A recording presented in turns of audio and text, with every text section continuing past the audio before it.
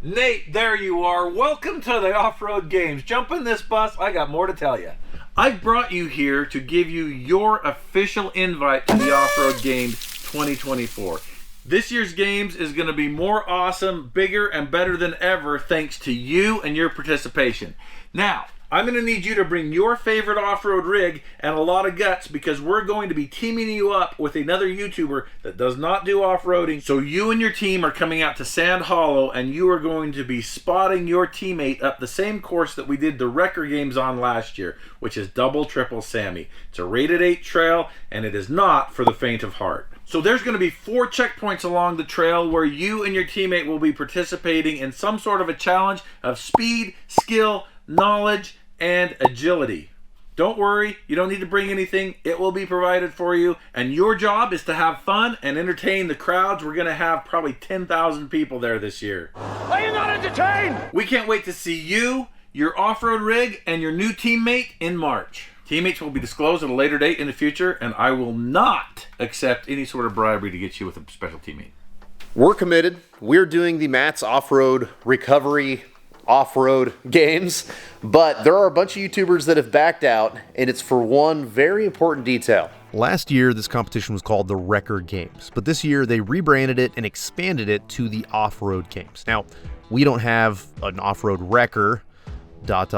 yet, but since they changed the rules and changed like the way they're doing the competition, we're going to be able to bring down our freshly built Samurai and compete with it. So we don't get to pick our teammate.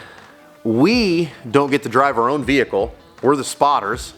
And the teammates are non-off-road YouTubers. I would argue that even double triple Sammy is not like a crazy, it's not crazy for Sand Hollow, but if you're from like anywhere else in the country that doesn't have stuff that steep, which is most of the country, it's something that can still freak out a lot of people who are not seasoned veteran off-roaders.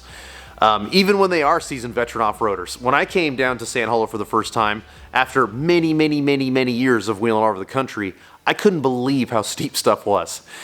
So to put someone in a vehicle they've never driven, and something that we own, we build, something that is our tool for the trade, how we make content, how we make money, and then to put it in the hands of someone who we hope are going to follow our instructions, this is where it's made a few YouTubers uncomfortable and they decided to back out, which I think is completely understandable. So I don't think there should be any shade cast towards those folks.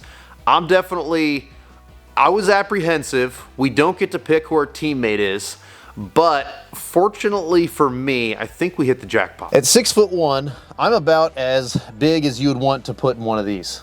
And we modified this a little bit bigger in order to fit me in here. So hopefully my teammate's going to be similar to my dimensions or smaller. And I hope that they can drive a 5-speed because that's what this is. And you better be good at driving a 5-speed if you're going to wheel something like this up ledgy obstacles. Well, I just found out who my partner is. This is what it looks like to live out the dream of 1 million Formula One fans. This is Ricky. He's a Driver 61 subscriber, but he's never driven on track before. You've been in a single-seater before? Does a go-kart count?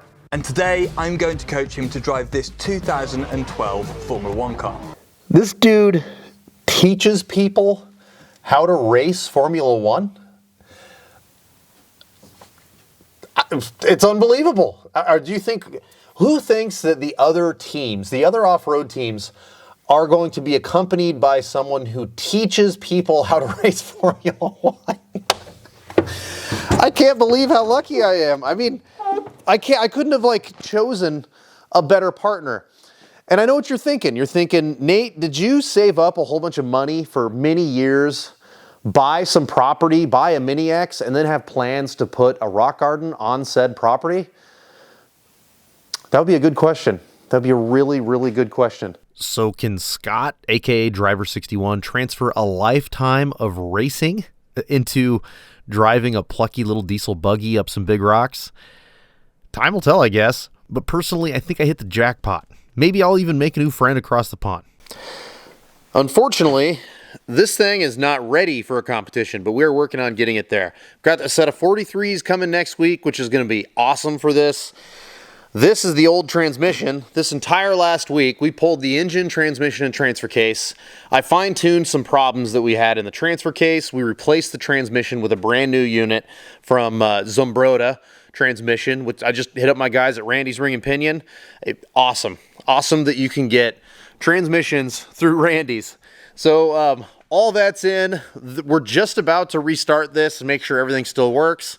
And then I'd love to do, like, I don't know, at least one more shakedown run before I go take it and try to push it with, 10,000 people watching me and then maybe even millions on YouTube. We'll see. Either way, I think this is going to be super exciting, and I hope to see you guys there. Huge thanks to Matt for inviting us and letting us be involved in something like this. This will be the first time we've ever had like a merch booth, so if you want to come by and see me and hang out and talk trucks and stuff, I'd love to meet you. We're going to have some special edition samurai shirts that we're going to be selling at the show. So once again, we hope to run into you there.